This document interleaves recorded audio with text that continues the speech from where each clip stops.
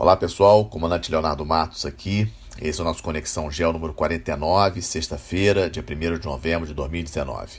Na semana passada, no Conexão 48, eu comecei falando sobre a crise no Chile, grave crise chilena. Também falei sobre o vazamento de óleo no litoral brasileiro e sobre a Rússia assumindo um papel de protagonista ali no Oriente Médio com esse relativo vácuo deixado pelos Estados Unidos. Hoje eu vou fazer um apanhado geral das crises aqui na América do Sul, nosso entorno estratégico, como nós chamamos, e também vou fazer uma atualização com relação às crises que estão ocorrendo lá no Oriente Médio. Com relação ao nosso entorno estratégico aqui, especificamente na América do Sul, eu começo pelo Chile, que é a situação ainda mais grave. A situação continuou muito tensa no final de semana passado. O número de mortos já superou a 20 mortos no Chile. O presidente Piñera teve que trocar alguns elementos do seu ministério. 8 ministros foram trocados. Nesta quinta-feira, ontem foi realizada uma reunião entre o Piñera e alguns partidos de oposição. De maneira geral, o grau de violência essa semana foi um pouco menor do que na semana passada, mas os protestos ainda continuam, ainda tivemos casos de prédios incendiados, de algumas depredações. O Piñera ele aliviou um pouco a questão do estado de emergência, da questão das Forças Armadas na rua, deixando os carabineiros à frente da situação. Aquela Comissão de Direitos Humanos da ONU já chegou ao Chile para investigar as denúncias com relação a abusos de direitos humanos no Chile. E só que pela reunião que o Piñera teve com a oposição, e isso já estava parecendo um pouco claro, acho que somente com a convocação de uma Assembleia Constituinte a coisa realmente vai acalmar no Chile. Essa é a minha percepção. O Piñera teve que, inclusive, cancelar a reunião da APEC, que estava prevista agora para novembro, uma reunião importante, em que até o presidente Trump, já havia especulações do Trump se encontrar com Xi Jinping lá em Santiago. O Piñera também cancelou a reunião do clima, a COP25. Saiu notícia ontem à noite de que a Espanha vai assumir e a reunião ocorrerá nas 2 primeiras semanas de dezembro em Madrid. E, obviamente, repercussões no Chile com relação às perdas do turismo, com esses protestos todos e com desses dois grandes eventos, onde estavam previstos aí a chegada de muitos visitantes, milhares de visitantes ao país, por conta também desses dois eventos. A princípio, o final da Libertadores está mantida para o dia 23 de novembro, mas temos que aguardar o desenrolar dessa crise e do grau de violência dos protestos. Em nosso entorno, também acho importante mencionar a questão da Bolívia. Ocorreram as eleições na Bolívia, o presidente Evo Morales foi reeleito em primeiro turno, mas a violência ela foi para as ruas. Os opositores que perderam as eleições não aceitaram o resultado. Vocês lembram que eu comentei também que o resultado foi contestado pelos observadores internacionais que pediram ao presidente Morales que fosse feito um segundo turno para poder comprovar, digamos assim, a limpeza das eleições. Essas manifestações que ocorreram essa semana, 2 pessoas mortas. A violência na Bolívia não chegou nem perto do que aconteceu no Chile, do que está acontecendo no Chile, mas também é digno de registro. Vamos aguardar para ver para onde caminha. Como também já tínhamos falado no podcast da semana passada, foi confirmada a vitória da chapa do Alberto Fernandes e da Cristina Kirchner em primeiro turno. Não teremos segundo turno na Argentina. O novo presidente, o Alberto Fernandes, vai assumir o governo no dia 10 de dezembro e é muito importante que Brasil e Argentina, como eu já comentei anteriormente, sejam nesse momento bastante pragmáticos, independente da ideologia de cada um dos seus governantes. Brasil e Argentina são os 2 países mais importantes da América do Sul, as 2 maiores economias, e tem que ter relações pragmáticas, manter o comércio bilateral, que é muito importantíssimo. é o nosso terceiro, é o nosso principal destino em termos de produtos manufaturados, terceiro balança comercial Brasil e Argentina. Vamos ver os números agora de 2019, que tende a cair bastante os números em função dessa crise econômica na Argentina, mas sem sombra de dúvidas, um parceiro importante. Nós não podemos perder isso de perspectiva. Se lá ganhou uma coisa, é a relação de governo com governo, ou seja, o governo do presidente Bolsonaro com o governo do futuro presidente Alberto Fernandes. Pode não ser um governos amigos, mas os estados, né? O Estado argentino, o Estado Brasil tem que manter com boas relações. Na Colômbia tivemos eleições municipais esse final de semana passado. Interessante o resultado, porque nem a direita do atual presidente, o Ivan Duque, nem a esquerda foram exitosos. Bastante interessante o resultado da Colômbia. Várias prefeituras, inclusive de Bogotá, o vencedor foram candidatos de centro, mais moderados, mais equilibrados, nem a extrema-direita, nem a extrema-esquerda. Gostei bastante do resultado da Colômbia, foi até um alívio.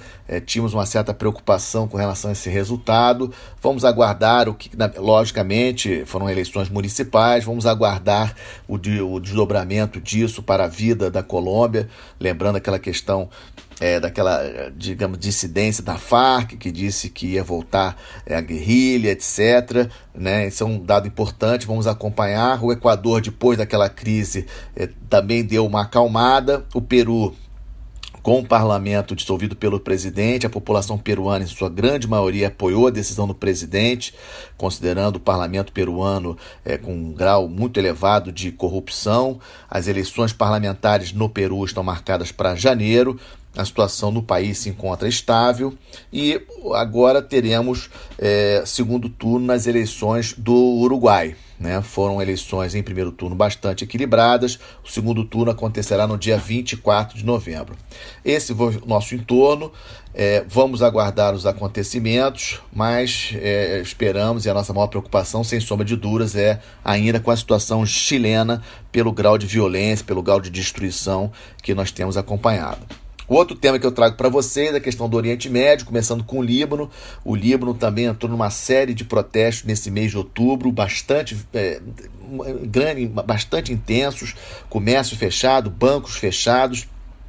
Hoje, sexta-feira, há a expectativa da abertura dos bancos. Eu ainda não acompanhei se realmente os bancos já abriram, mas mais de 13 dias com os bancos fechados no Líbano.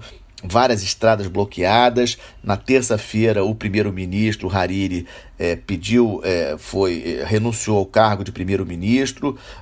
Está sendo especulado como é que serão feitas, mas a população quer, na verdade, que o presidente também renuncie, sejam convocadas novas eleições. Ou seja, a situação do Líbano ainda não está clara. Ainda não dá para fazer uma previsão.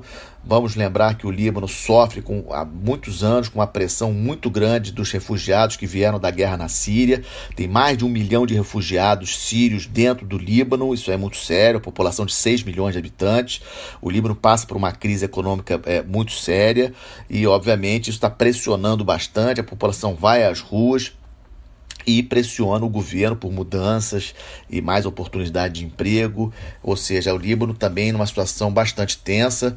É importante nós comentarmos com vocês, aqueles que não têm esse conhecimento, que o Brasil está no Líbano, não apenas com brasileiros, né? Nós temos uma comunidade libanesa aqui no Brasil também intensa, então, trocas muito grandes com o Líbano, uma relação muito estreita.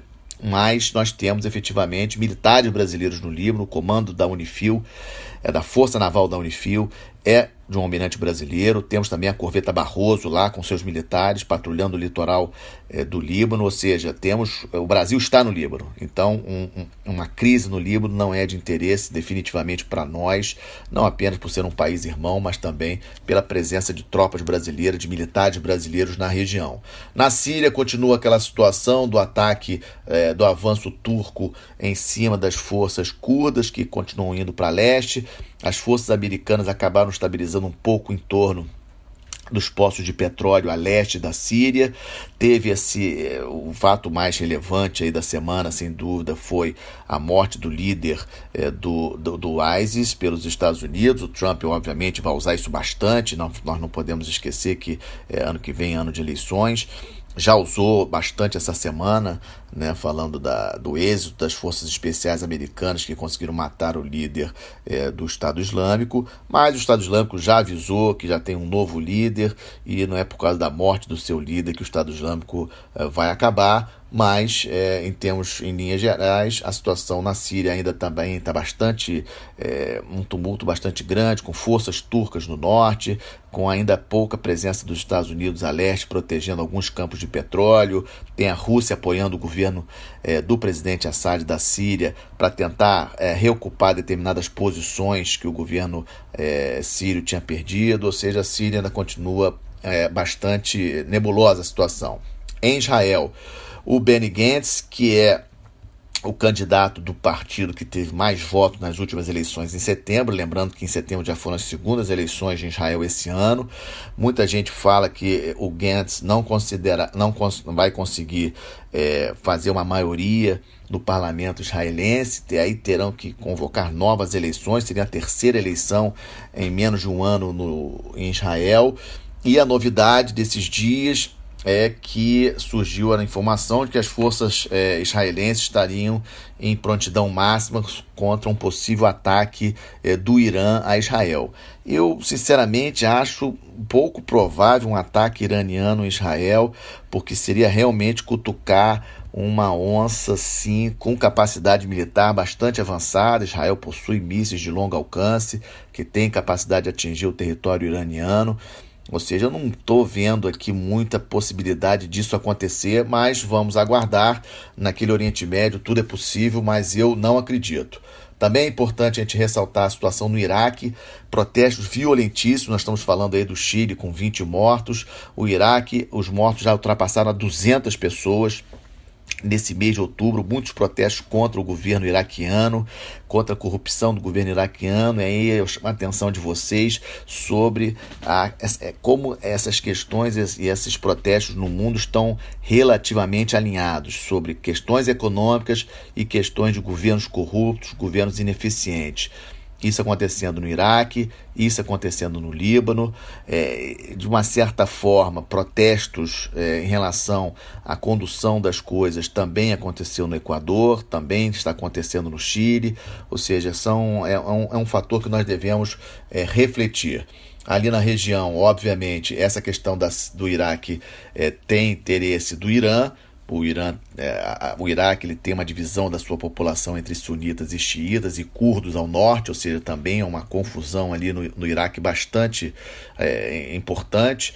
E vamos aguardar o que esses protestos no Iraque podem levar, talvez algum tipo de mudança de governo, algum golpe militar para tentar assumir um líder forte. Vamos lembrar que o Saddam Hussein governava o Iraque com uma mão forte, da mesma forma como o Gaddafi fazia na Líbia. Ou seja, o Iraque é um país bastante complexo. Em linhas gerais, estamos atentos ainda à questão do vazamento de óleo. A Marinha e outros órgãos federais e estaduais estão tentando combater da melhor forma possível essa questão do vazamento de óleo criminoso no nosso litoral. Muito difícil de comprovar quem foi o responsável. Essa semana surgiram alguns boatos sobre a possibilidade de um navio fantasma indiano levando petróleo da Venezuela para a Índia, ter acontecido esse vazamento desse navio.